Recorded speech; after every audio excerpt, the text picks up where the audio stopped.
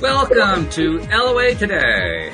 I'm Walt Thiessen here with Monique Scott and Cindie Chavez. This is your daily dose of happy. We are so happy you decided to join us today, and we're so happy to have Cindie back after all these weeks. Back. Yeah, Monique gets to meet Cindie. Cindie gets to meet Monique, and I have to tell you, Cindie, she's done a great job filling in while you've been away. So, you know, I guess we're just gonna have to keep both of you. That's all there is to it.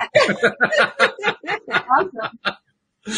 So how you been? I mean, it's been a long time, but what you been up to? You've been I know, good? it has been a while. I filled all that extra time with making art and writing and reading and I got my first vaccination. Happy about that. Okay. Yeah. Very good. Yeah, that was good. We were not eligible, either one of us yet here. But we called the pharmacies, the two closest to us, and asked to be put on a no waste list, because once they take the vaccines out of the cooler, they have to pitch them in 6 hours if they haven't used them all. And do you know that we got called, we put ourselves on the list. They called us that night, but we missed the call. They called us the next morning, and our air conditioner had gone out. So we had called the AC guys out, and the AC guys were pulling up when the pharmacy called. So we said, no, we can't come. Because they had asked us, like, how far away are you? And we said, 2 miles. And they said, okay, because you need to be able to get here. And the person said, in like 15 minutes. So we said, okay, well, so then they called again, and we missed that call. They called the next day, and this is hysterical. We were cooking lunch, and the phone rang, and I looked at it, and it was the pharmacy, and I looked at my husband, I was like, pharmacy. And I turned all the burners off. I was like going to be ready to just get out of there. It was 12:30, and the lady said, are you still interested? I said, yeah, we haven't had our vaccination yet. She said, well, I said, do we need to come? We need to come right now, right? She goes, well, we're all going to lunch. Can you come at 2? I was like, yes. Oh my God. Turned all the burners back on.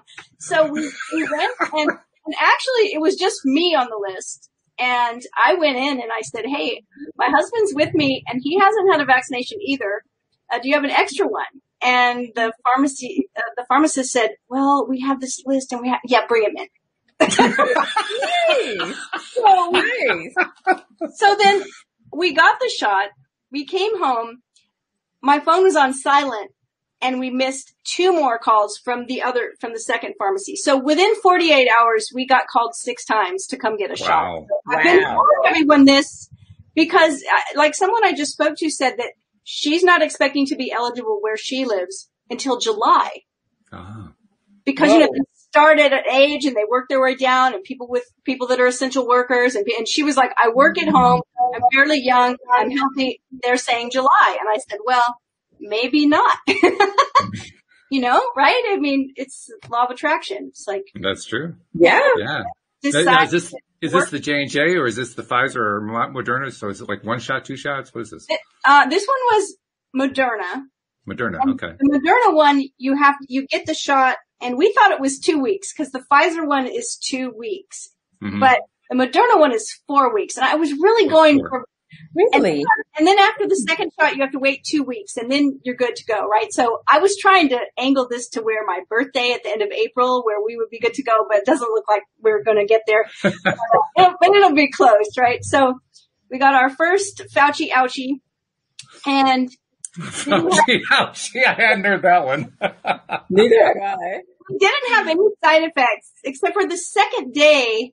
I had a couple moments where I was just really irritable about nothing. I was just like, oh. And so we began to just refer to that as the Fauci ouchie grouchies. We both had a sore spot at the injection site, but my husband's like, well, of course your arm is sore. They just stuck you with a needle, right? That's right. Yeah. But that was it. And, we keep hearing that it's the second shot where people have the side effects. Apparently the first shot is supposed to sort of tell your body, hey, look at this. This is the thing. When you see this thing, kill it. Kill it, yeah. Your immune system. And so the first shot trains your body to know what to look for. And the second shot says, okay, let's practice. Let's practice. There it is. Oh, wow. Those are the side effects, right, that people get with the second shot. So The most I've heard from people is said to me that their first shot they had a sore arm, and their second shot they just wanted to sleep for 2 days. And so you just have to plan for it, I guess. I guess so. All right. Well, I mean, I've long believed that with all this stuff, mindset's going to make the difference anyway. So I think it probably depends on what's your mindset. Are you going to need to sleep? Then yeah, you're probably going to need to sleep. Yeah. What was so funny is that I kept hearing people having side effects, with the second shot. And some of them were like more than just needing to sleep. Some of them were like, I had the worst headache I've ever had or whatever. Mm-hmm. So I started saying to people, they were like, I'm getting my second shot today. And I was saying, oh, good luck. I hope you don't have any side effects. And then my husband reads to me. It's like, when you get the side effects, it's telling you that it's working. I said, oh no, I don't want to be wishing people that it's not working, right? It's like, right. It is what it is. That is funny. Well, you've had plenty of adventures. There's no doubt about that. Definitely have had some adventures. Been studying a lot, painting a lot, knitting. Got really cold, so I ordered a bunch of stuff to knit presents for people. And then, of course, the mail has been terribly slow, so none of the yarn got here in time. So now I'm giving people warm winter hats, and it's 80 degrees. But yeah, right. Well, think of it as for next winter. That's what it's for. Right. Said you might have to pack this away for a while. That's right. Yeah, exactly. That's good. Nothing wrong with that. Yeah. So, well, we've been doing a lot of exploring of law of attraction, and Monique and I have been kind of getting to know each other. And I've got to tell you, there have been times, Cindie, where I was having flashbacks talking to her and getting answers that were very similar to the ones you would give. And it was confusing, right? Because you're two different people, but I mean, you're both very, very positive. You're both very, very up people. And it's just been, I mean, right now I think I'm going to have a little bit more flashbacky thing because I got two of you in my monitor right now, and you're both, and you both, I know what it's like talking to both of you. Our listeners know what it's like to talk to both of you. So right. I'm kind of curious to see what's my reaction going to be here. I don't know. But, yeah, actually, Monique lives, in the South like you do. You're in Louisiana. She's currently visiting her. Are you still in Houston visiting your daughter, Monique? Yeah, I'm still in Houston. Although she's actually you're in Miami normally, right? Yeah. Yeah. Yeah. So she's a Southern girl like you are right now. And, she was just living through all the craziness in Houston with the electricity losses and the power losses, all that kind of thing. And telling stories about how it didn't affect her. And I'm thinking, my God, this is just like talking to Cindie. It's crazy. All about mindset. It is all about mindset. Yeah, I mean, it is. I mean, I think part of it too is recognizing that, life on Earth is hard sometimes. Yeah. So it's a lot less discouraging when you aren't having a mindset that says everything should always be perfect and right. What's wrong with me that I'm experiencing, a hurricane? Well, it's just life on Earth. So when you know that and you're willing to say, hey, these things happen. Yeah. Good luck, bad luck, like we've talked about that a lot, that something good always comes after, right? The rainbow comes after the hurricane. So knowing that and having that attitude, I think it's helpful. Very helpful. It's also about what's going on during. I mean, because when you had actually lost your power, Monique, you and your daughter were having conversations about stuff, and it was all about appreciation. I mean, you were living in appreciation in the middle of a blackout. Yeah, because I knew that there were so many other people who probably had it worse. Like I said, my daughter lives in a newer apartment complex. Mm-hmm. And so I think they're only like 4 years old. I think they were built in like 2016. So really the windows, like I said, it didn't get any more than like 58 degrees inside the apartment, even though it was like 12 degrees outside. We weren't like freezing or whatever, but there were stories of other people afterwards, because they didn't have any internet either.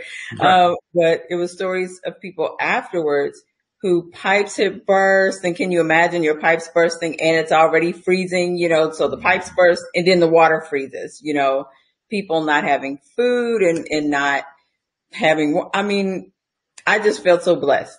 I just really felt so blessed. We saw a picture of a ceiling fan inside an apartment or a house, or icicles hanging from it. And my husband, like right at first, said, "What am I looking at?" And I said, "The pipes broke. The pipes upstairs broke and leaked the water, and then it just froze into icicles." It was just like, whoa, that was, yeah, I know. Yeah, it was really, really tough. And living down here in hurricane country, Say that again, Cindie? Living down here in hurricane country, we've had our share of power outages, and but never the power outage in the freezing weather at the same time. That's just, I heard that was the thing here, that everybody was like, oh my God. And then they started doing like the rolling power kind of thing, and that kind of made people mad. It'd come on for a couple of hours and then it'd go off, but you never knew when it was going to come on, and you never knew when it was going to go off, right? Yeah. They actually did that here too, but we never lost power. So I guess where are you? We're in Louisiana.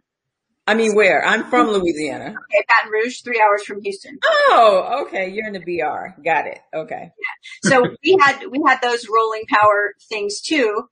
And some of my friends had it happen in their neighborhood, but our neighborhood, I think I am on a corner, and for whatever reason, it's just us. I live in the middle of the city, big neighborhood, but it's just us.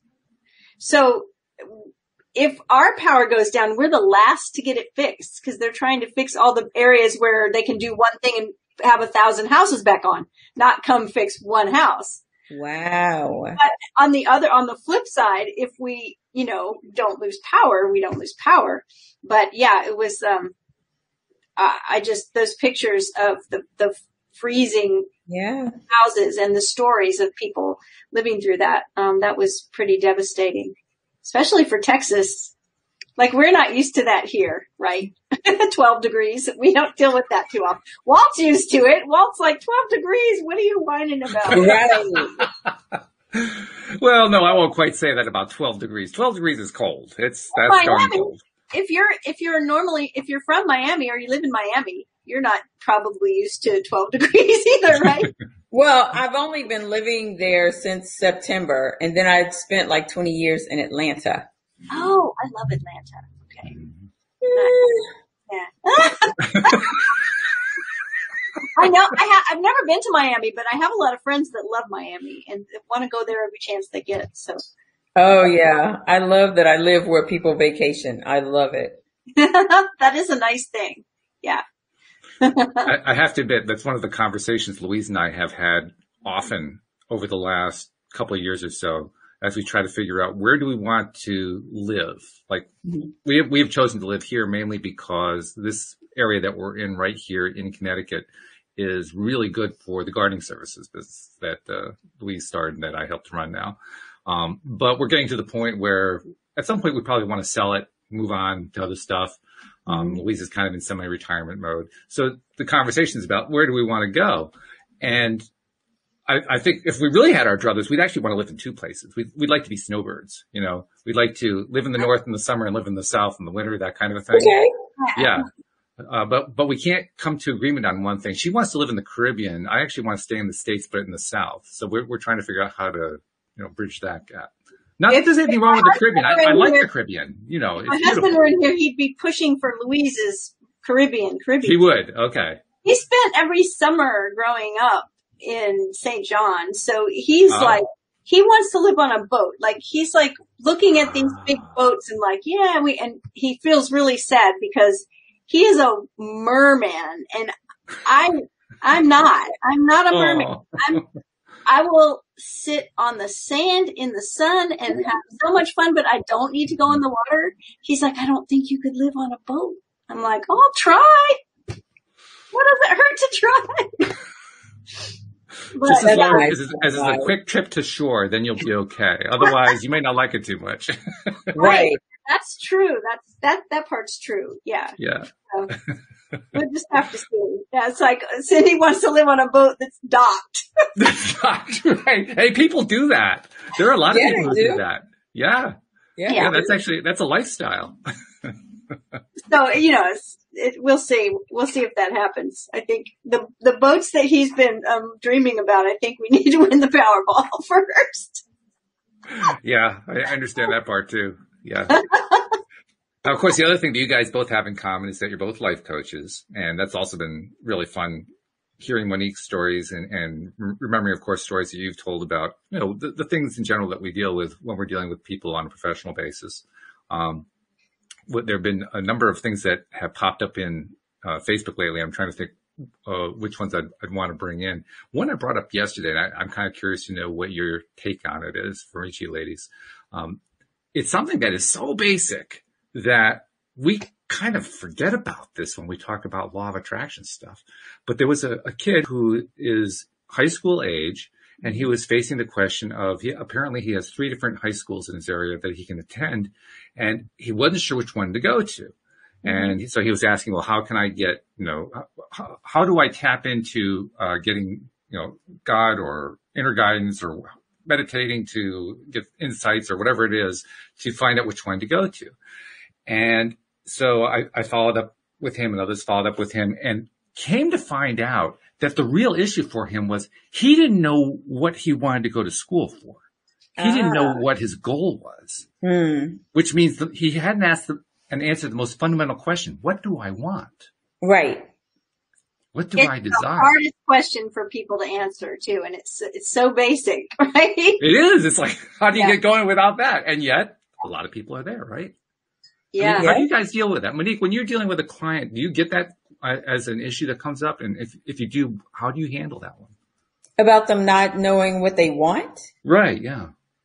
I kind of have an exercise that I send them to, because most people, or that I take them through, most people can tell you what they don't want, right? We can say all day long, oh, I don't want this and I don't want that. Well, what do you want? I don't know. What do I want? Right? So, I kind of have like a little exercise that I take them through, and it's probably kind of basic, and maybe Cindie has done it before, or maybe she does it with her own clients, but I get them to write out, their perfect day scenario or their perfect life scenario, right? Whichever one they feel more comfortable with, right? And I just tell them, because of course I'm into manifestation and I believe you can have anything you want. So I tell them, don't hold back. What is it that you want? You know what I say all the time? Why even bother manifesting the Mazda if you want the Maserati? It doesn't even make sense to me, right? Or the Jaguar, since we've had several people on this show. That's right. The Jaguars, right? Or whatever. So that's pretty much where I have them to start, because then when they do kind of do this exercise and really sit and think about, ooh, what would I like? Like Cindie's husband, he knows he wants to live on a boat. He knows that's what he wants, right? So that's a no-brainer. Louise knows that she wants to stay somewhere where it's cold, right? Sometimes. She definitely does. She's a snow person. Yeah. Yeah. As long as it doesn't have to be the entire winter is all I'm asking. Right? So that's the very first place that I have them to start, is by kind of creating this dream scenario, if you will, of your perfect day, or usually your perfect life and what that looks like. And for me, that encompasses everything. If you're a business owner, what type of business, or if they're in the business that they want to be in, which is usually coaching, right? Because I work with online coaches. So how much money do you want to make per month? What's your ideal client? Like I cover it all, right? From the car to the lifestyle to where you want to live, what kind of clothes you would wear. For me, how many wigs would you have? Right? Everything. So that's generally where I start them from, is just figuring out what are the things that your ideal life would look like. I'm going to pass it off to Cindie now. I had somebody say this to me yesterday when I said, what do you want? And they said they didn't know. And I said, yes, you do. Yeah, we always do. We know what we want. Most of the time we're just afraid to verbalize it. And most of the time also, it's really a strategy that comes out of our mouth. And it's a strategy and not a need, not a desire. It's what will give us the way we want to feel. So that's a place that I often go with somebody when they say they want a specific thing, especially when they say they want a specific thing from someone else, right? Like, well, I want my partner to go to therapy. Mm-hmm. See, that's hard because I'm not coaching your partner. I'm coaching you. Right. True. And I'm not going to coach the situation either. I'm coaching you. Right. Right. So if you want your partner to go to therapy, what would that give you? Good question. And that's where I get to the place where someone will say, well, it would give me peace of mind. It would give me, it would make me not have to be like the therapist, right? It would give me the freedom of not having to listen to whatever problems I can't even solve anyway. It would give me peace. It would give me comfort. It would give me happiness knowing my partner was getting better. Things like that, right? So then I'm like, okay, so you can have all those things regardless of whether your partner goes to therapy. Like you just want to feel peace, right? And we work from there. I love the perfect day exercise. I have used that for lots of years. And I use it myself, right? Like every year when I decide what I want to create, I will create what I call a hyper sigil. It's basically me stepping into that thing.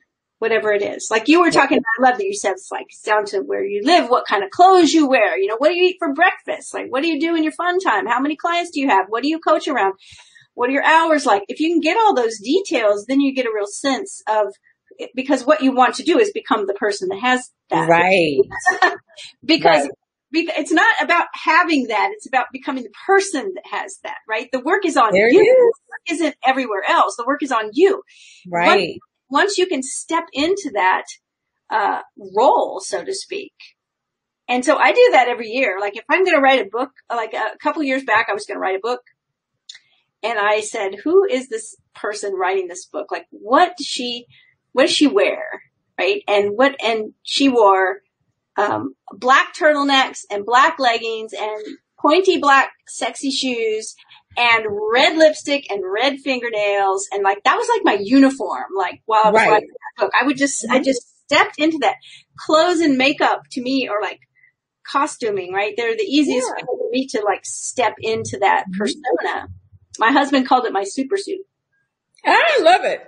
Right. So this year it's something completely different, but it's always about coaching the person. It's always about us stepping into being that person. It's the things around you can't make you any different. It's that when you change and you're different, the things around you will change. Oh my gosh. That reminds me, Walt, of that story. So I have to tell it because I've probably told it 5 times on the podcast over the years, but my husband and I, we were talking about, we wanted to stay in this 5-star hotel. We'd never been there before, but it was a new hotel in town. It was really pretty, a little boutique hotel. And Walt and I had been talking about this mantra of I feel rich. Not I am rich, because the bank account can argue with you there, right? The bank account goes, you're not rich. Bill Gates is rich. You're not rich. So I feel rich. And so my husband and I started saying, I feel rich all the time. Like it was hysterical. We were out with family and we made a toast and we said, I feel rich. My husband said, I feel rich. And our family looked at us like we were nuts, but we were having fun. And so we kept saying this. And then I told Walt that I didn't have any prayer beads at the time. So I grabbed some Mardi Gras beads and I decided that I was going to do 1,000 repetitions a day of I feel rich. For like, I can't remember, Walt. Was it 10 days, 30 days? It was a continuous time, right? Not for the rest of 2 weeks at the max, yeah. It was 10 days. I started doing it, and things started happening. And then we started saying, we need to go stay a couple of nights in this really fancy hotel because we will feel rich being in this hotel. We need to do this. Well, then our wood floors in our house started warping, and nobody could figure out why. Oh. And there was some kind of water. It was when Louisiana had the big floods. We are nowhere near flooding. We are way up on a hill, but it was something about the water in the ground, and it started like having an effect. So we had to get our floors redone, and we had to move out of the house for a little while they did that. And guess where we stayed? Really? We did. And so we get there and we are going up to our room, and the door of our room is painted matte black, and it's got like a vault handle on it. It looks like a big bank vault. All the hotel room doors, the building is in an old bank building, so all the hotel room doors look like a bank vault. Oh. And we were like, oh my gosh, this is amazing. So we go into the room, and on the wall is a big mirror, and etched into the mirror, on the frame around the mirror, it says, when you change the way you look at things, the things you look at change. It was wild. And we went to dinner in the restaurant, and the restaurant manager came over and like gifted us with a $300 bottle of wine. Like, it just kept coming. Like, and so Walt and I have laughed about this a lot. Like, well, why don't we just keep saying it? It was working really well. Things were happening. I don't know. But yeah, so our words are powerful, and our being, how we are being. That's why it's so important. I'm always talking about I am. I had a client recently that, I always encourage my clients to say how they feel and to not shy away from emotions that are uncomfortable. Because that's a big trap in the LOA community, is thinking that bad feelings are bad. Right. If something feels bad, we don't want that. Oh, just ignore it. And that doesn't work. So one of the ways we can process that is just to say, I feel whatever. I feel angry. I feel frustrated. I feel sad. It's okay. We do feel those things. Right. Welcome to Earth. And so even just saying, I feel sad, sometimes lifts some of the sadness, instead of like trying to push it down and hold it in and say, no, it's good. I'm good. Right. So my client said, I feel uncomfortable. And I was so excited because they didn't say, I am. They put the feel in. Yeah. I am angry. I am, you're so much more than anger, right? But you might feel angry. So it's subtle, but our words are powerful. And if we can be that thing, if we can be that being that has the things we say we want, they will come. I've been actually incorporating that idea of the word feel into mirror exercises, my daily routines and so forth. And it is amazing to me how just changing that word, am, to feel, gets me into the higher vibe place about 3 to 4 times faster. Yep. Than just saying am. Regardless of the other implication, I mean, everything else you talked about, those implications are important too. But I'm just thinking just how quickly I amp up to the higher vibe space just by changing the word over to feel. I always feel like I'm being so persnickety with the client when they say, okay, I'm sad. Okay, but let's change that up a little bit and say, I feel sad. Mm-hmm. Yeah. And I always feel like, oh my gosh, that people have to think sometimes. There goes Cindie again. So persnickety about this. But, it's subtle, but I think it sends a message to our subconscious. And I am is a powerful statement. Very. Careful where we use it and how we use it, and use it to create something we want to create, right? Yeah. We don't give enough credit to the power of, I mean, you describe it often, Cindie, in terms of the power of our words. I think of it more in terms of the power of our thoughts, although basically it amounts to the same thing. But we don't give enough credit to ourselves in terms of how powerful we really are, do we? Once a thought comes out your mouth, it has some momentum. Yeah. Usually. Well, I mean, unless you contradict it, which we are very capable of doing, but.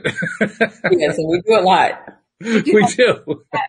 Well, that's why you guys have jobs. You're coaches. I mean, you're helping people to change the way they talk to themselves and the way they talk to other people and tell the different stories. That's a big part of it. It's a big part of it. When you help people's mental chatter, people's inner thoughts, inner self-talk. That's what I was looking for. Your self-talk. It's like, I remember somebody saying that if somebody followed you around for 2 weeks and wrote down everything you said, and this is not even in your head, this is just out of your mouth, but it had access also to your inner self-talk, that the top 10 things that you were saying, those are the programs that are just running you. Yeah. That's a great point. Yeah. Yeah. And it's a little frightening, by the way. I mean, I think about some of the things that have gone through my head and like, oh my God, turn that stuff off real fast. Well, there's all those stories people say, and we hear them all the time so much that they're cliches. It's like, I'm not good at math. I never remember names, just things that people say about themselves. And it's like, stop saying that. I like to say, up until now, I haven't been very good at remembering names, but starting today, I'm going to remember your name. That's a good way to do it. Yeah. Yeah. How do you, Monique, when you're dealing with clients, how do you help people to change that story around? Usually a lot of the negative. I was going to say the mirroring technique for the negative self-talk. Walt, you and I have talked about that several times. You also know that I am also big on affirmations and recording them in your own voice and listening back to them repeatedly. Mm-hmm. I love that. I think there's something powerful about, and I've told people that too. It's like, I think there's something powerful about hearing it in your own voice. In your own voice, yeah. It's like you're giving yourself a command, I guess, in a way. Yeah. And I really feel like your subconscious mind kind of perks up because it is your voice. I can listen to an affirmation by Bob Proctor all day long, and I love Bob. But I think there's something about when I hear it from me that makes my subconscious mind kind of take notice a little bit more. Oh, I'm talking to myself. Oh, okay. I'm talking to Monique. Monique is talking to Monique, right? Yeah, it must be important, right? Exactly. Yeah. And I've found that my clients find that very, very powerful, and they're really surprised at how powerful it is because they never think to record their own affirmations and listen to them themselves. They're always, well, I found some on YouTube. Do you think these are good? Kind of thing. Or people say, okay, that's a good affirmation. Do I have to say it out loud? Yeah, right. Well, you don't have to say it out loud, but I think it might work better. Right. Well, if I can't say it out loud, and very often I don't feel like I can, just because of the environment that I'm in. So I'll just get out a mirror and I'll just say it quietly into the mirror. Mm-hmm. I figure that has as much power because I'm saying it directly into my own eyes, and I can't really ignore it that way. That too, Walt. Yeah, that's extremely powerful, and it is. It's very uncomfortable for a lot of my clients in the very beginning. I remember uncomfortable for everybody. Yeah.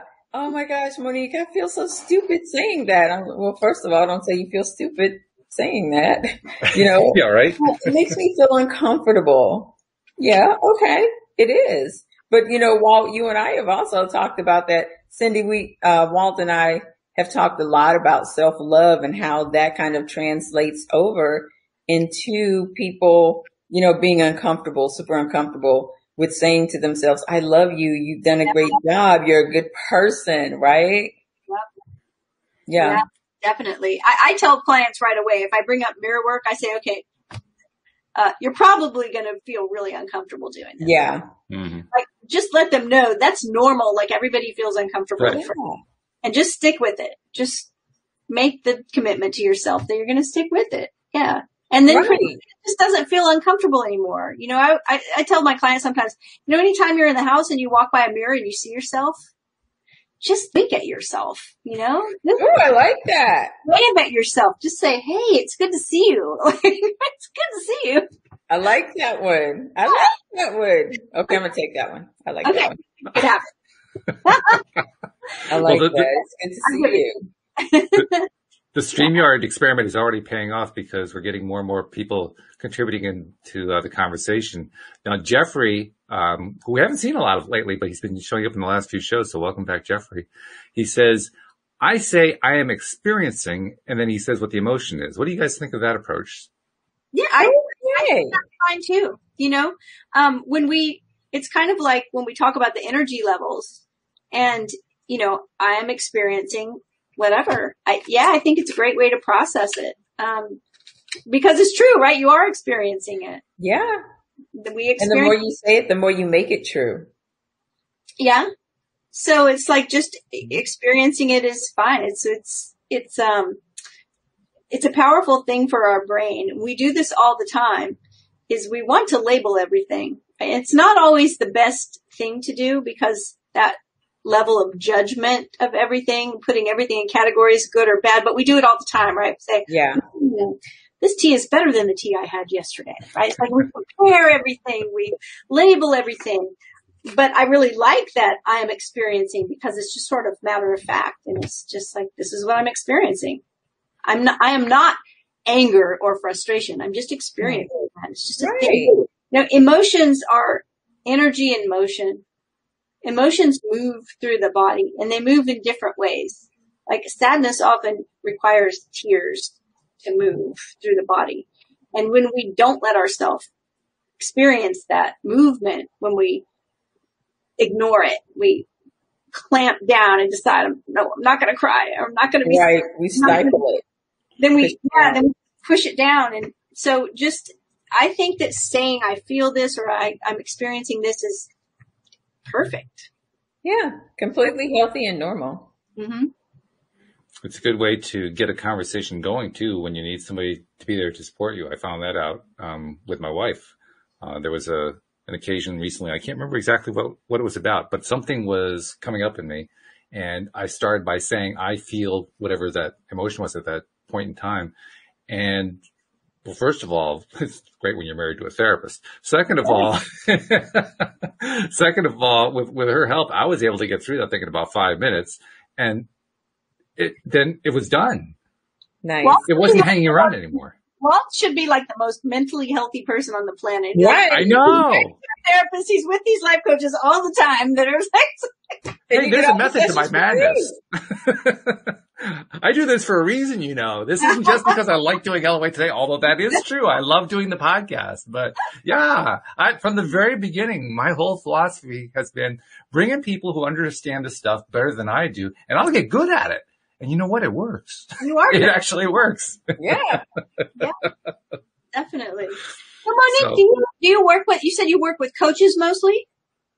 Yes, I do now. Before I was just working with women, generally who were over 40, who wanted, like I did, who wanted to manifest major life changes, usually something they were leaving their job like I was and going into business for themselves, or they also made a major life change, like a move, like I moved from Atlanta to Miami and quit my corporate job and went into coaching at the same time. Oh. So, oh yeah, I'm pretty bold.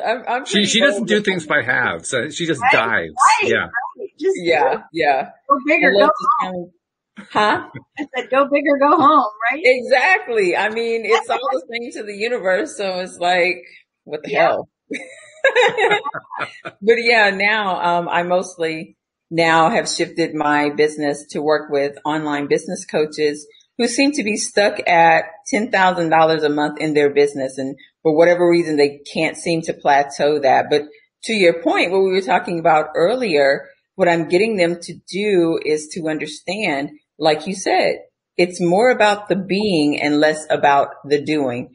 Yes. And just what you talked about, that's exactly what I teach them, how to shift identity by getting into the role of the $20,000, $30,000, $40,000 a month coach, whatever that next level money looks like for you, right? Yep. And they're so amazed at how it works. Of course it works, right? Well, sometimes I think there are hidden things, belief systems in there, right? Like, definitely. Right. Like, I remember hearing somebody that really, really wanted to write a best-selling book and just couldn't get it done, couldn't make it happen. Mm-hmm. And then digging down, hearing that, well, best-selling authors have to go on book tours where they're away from their family most of the time. And I really don't want to do that. Right. So if there's something that you think is attached to that thing you want, and that thing that's attached to it that you think has to be attached is something you don't want, you would just hold yourself from it. It's like the people that grew up where money was caused a lot of strife. Right. Rich family, strife. Somebody's taking my inheritance. Poor family, strife. Somebody spent the money on the wrong thing and now, we don't have enough money. It doesn't matter the level of money. Right. if money caused fights in the family or caused strife, then sometimes people are like, oh, well, why would they want that if they want to have peace in their life? So they've attached two things together. But when you get the future best-selling author to realize, well, there's plenty of authors out there that are bestsellers that don't do book tours. Yeah. And they're like, oh. So sometimes we have some thing that's attached and we just don't want that thing. It's not that we don't want the thing we're going for. It's that we think it has to contain something we don't want. Right. And whenever they bring up the thing that they don't want, the thing that I love to ask Cindie and Walt is this a limiting belief or is this a fact? Is this something that you know to be true or is this just something that you think is true based on someone else's experience? Just because it's someone else's experience, it doesn't mean it has to be yours.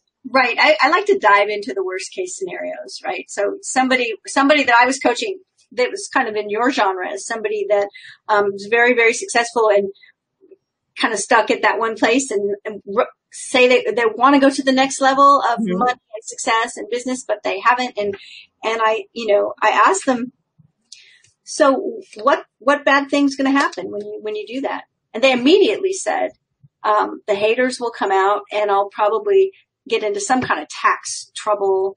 And I said, well, let's go there. What are you going to do when the haters come out? And they're like, so you really think you're going to get into tax trouble? Probably not. It's like, won't you just hire somebody to help you work it out? Yeah.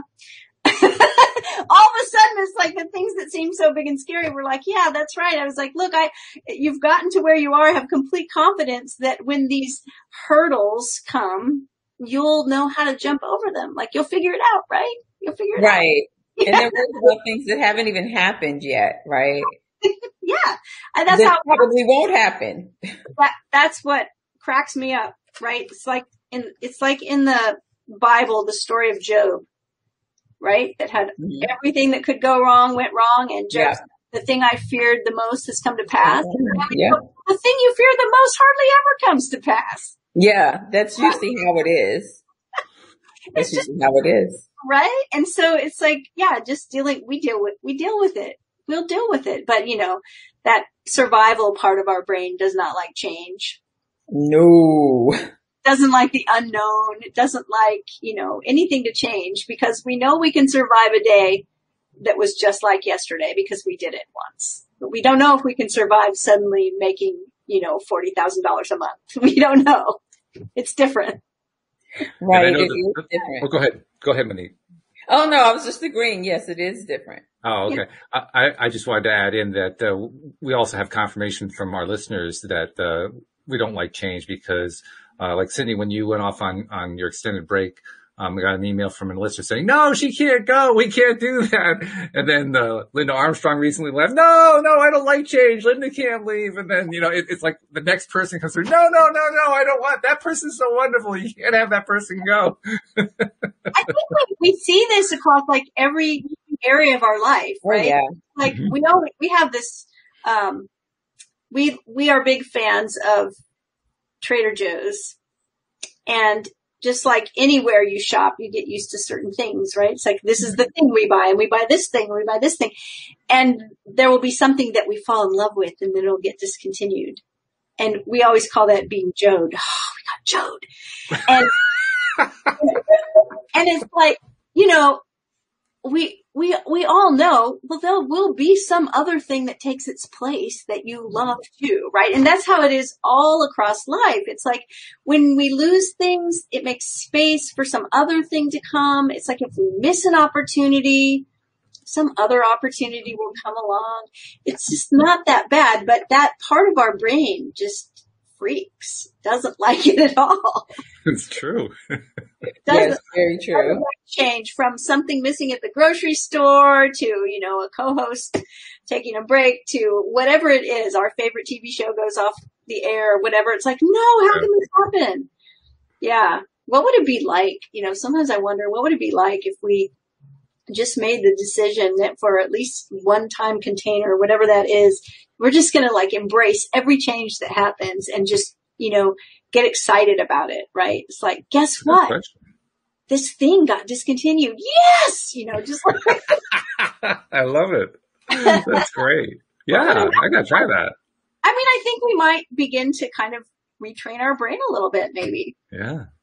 Oh, by a lot, not a little bit, a lot. Right? Just to have a different response. It would definitely be a response, instead of a especially reaction. when you consider how many of the things that go through our minds, the thought patterns that go through our minds every day, how many of them are repetitions of yesterday? A lot. So replacing that with an entirely new expectation about how a changed event is going to affect us, that would be pretty big, because you're basically leaving open the possibility of seeing large chunks of your lifestyle change quickly just by making that shift in thought process. I mean, this could be like mammoth. This could be huge. I'm thinking about it. Yeah. It's like, oh, I burned dinner. This is awesome. The little reptile in the back is saying, oh my God, I'm terrified of this. This is scary. Why is the back of my brainstem hurting so much? I think it would work. Jeffrey posted a question. It is an interesting question. Have you ever heard someone refer to their emotion as crunchy? No, I have not. I have not. I'm like, probably yes. Well, it's like, yeah, I knew Cindie was going to say that. I'm thinking to myself, I think I've actually said to my husband, I don't know, I feel crunchy about that. I don't know what it feels. Oh, come on. You can't leave us hanging like that. You got to tell us what crunchy means. Right. It's kind of like, I don't know about that. So are we supposed to celebrate feeling crunchy now? Yes, that's a good one. Jeffrey, woo! All right, Jeffrey. Awesome. Crunchy emotions. Say, I saw everyone on your podcast celebrating. Why were y'all celebrating? Because Jeffrey was crunchy. He was feeling People are crunchy. scratching their head saying, what on earth does that mean? Well, you people seem a little bit crazy, but you also seem very happy. So there's something going on here we need to find out about. Well, that means that we are living up to our motto. This is the daily dose of happy. So we're doing that part well. That is a good thing. Exactly. Exactly. That's it. Oh, God. Well, I have to say, you guys are living up to my expectation. You really are. Because I figured if I get both of you onto the same conversation at the same time, the whole vibe was going to go reach a new level that was far beyond anything we'd ever reached before. And that's precisely what's happening. You actually said that to me today. He's like, I did. Yes. Yeah. Didn't I say that? Yeah. And it's proving exactly to be true. Yeah. That's awesome. I mean, I laugh a lot when I do this show with all of you guys, all my co-hosts. But right now, I'm just like, I'm on 12. I've skipped past 11. Oh, yay! We've talked about the power of laughter as far as health, like in the body. Like I don't know anything to tell you, but Walt knows about it. He knows the study about what happens with the blood cells in the body and the immune system. Oh, it's crazy. Yeah. So it's like that old, laughter is good medicine. It's really true. Yeah. It literally is true. Yeah. True. So it's wonderful in a world where we're dealing with so many health things to just laugh as much as we can. That's one of the questions. I mean, Monique, you deal with, business coaches. I coach, a life coach, but also coach around relationships a lot. Like that's another area. My area of expertise would be relationship. And it's not the be all and end all of diagnosing a relationship, but one of the questions, when's the last time you and your partner had a belly laugh? How often does that happen? That's a really good indicator of things going well in a relationship, right? And it's kind of funny to think about it now. We're talking about health and laughing. The health of the relationship. It's really important. It can't be the only thing that's going right, but it is really important. And I think my husband and I laugh every day. There is something that we're just having a belly laugh over. So I think it's a good indicator, right? And it's like relationship coaching. We often talk about self-love all the time. You and Walt have been talking about self-love. Yeah. your relationship with yourself is the number one relationship that determines the quality of your whole life and all your other relationships. Oh, definitely. Everything's just mirroring back to you, your relationship with yourself.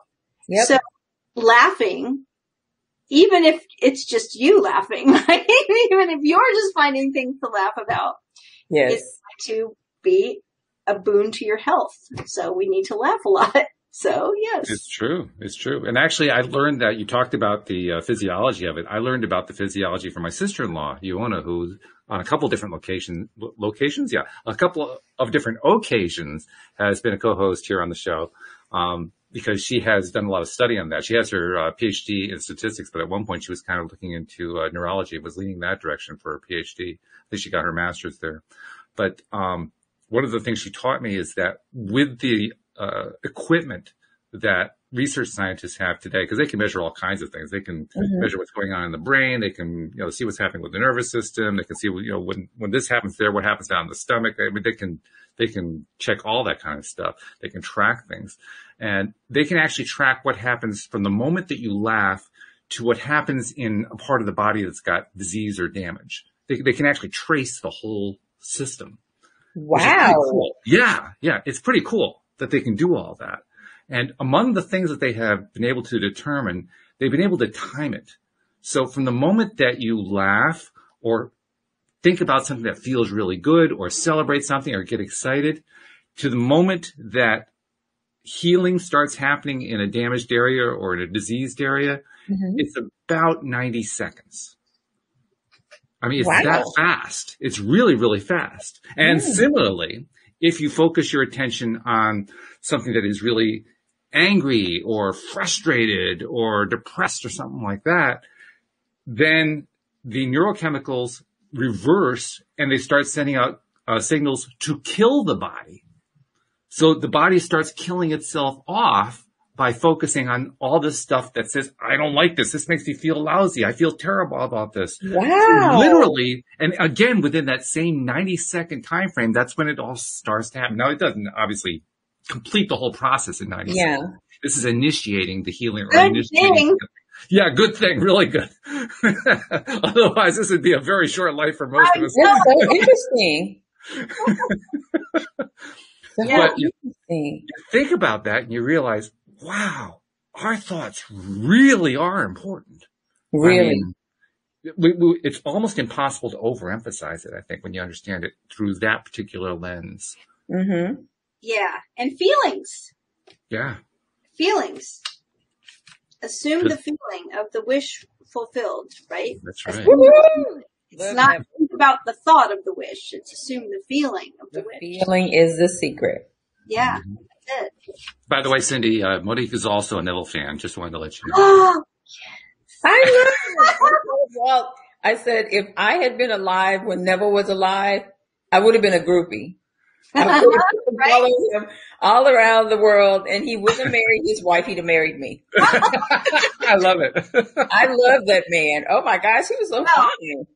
I see that there's a potential for you to reincarnate as a Neville groupie or a Neville wife because Neville isn't linear, right?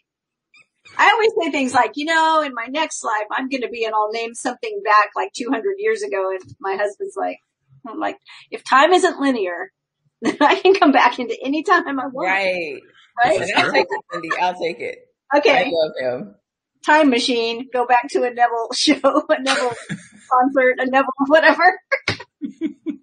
Yes. Lecture. That's what I was looking for.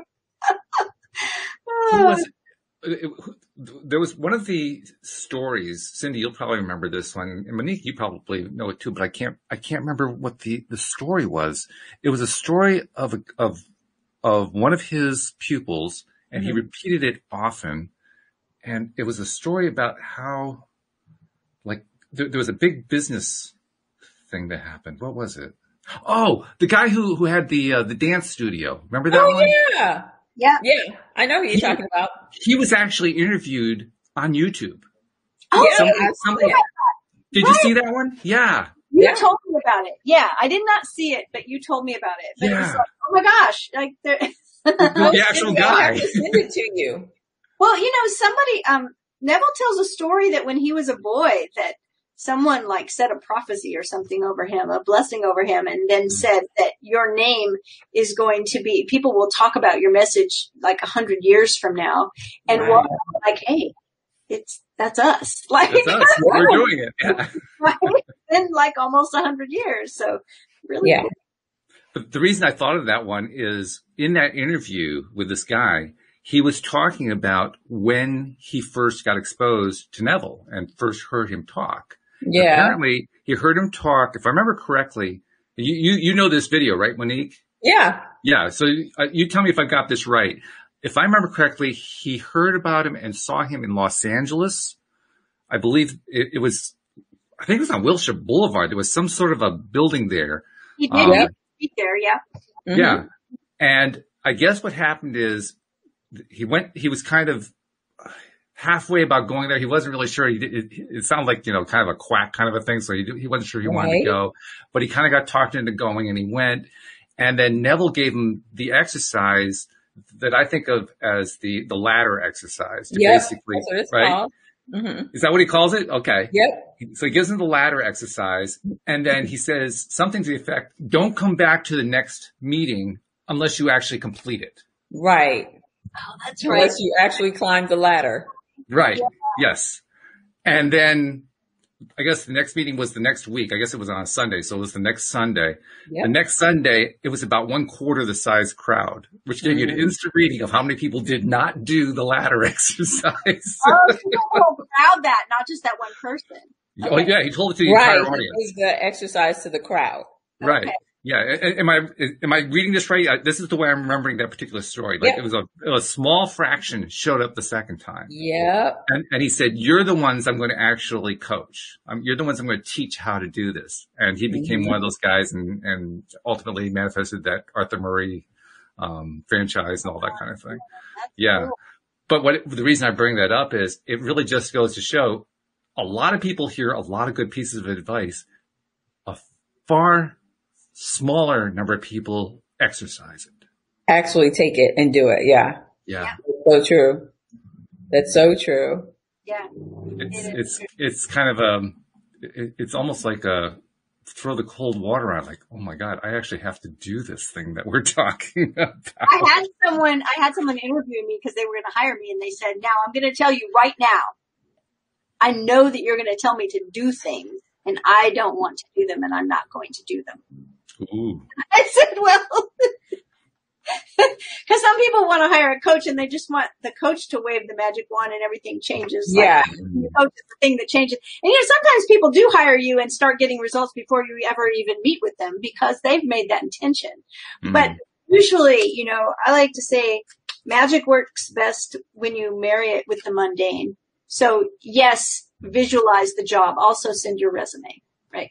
Hell yes, no. right. Can you say that again for the people in the back, Cindie? Oh my gosh.